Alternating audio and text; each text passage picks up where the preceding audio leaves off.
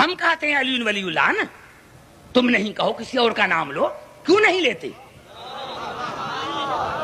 لو بھائی، کیوں نہیں کہتے کہ یہ ولی ہے؟ شرم کیوں آتی ہے؟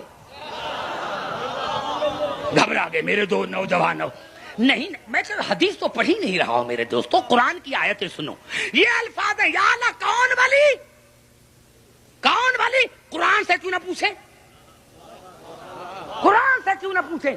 سورۃ قاف میں ارشاد ہوا وَإِذْ قُلْنَا لِلْمَلَائِكَةِ اسْجُدُوا لِآدَمَ فَسَجَدُوا إِلَّا إِبْلِيسَ كَانَ مِنَ الْجِنِّ فَفَسَقَ عَنْ أَمْرِ رَبِّهِ.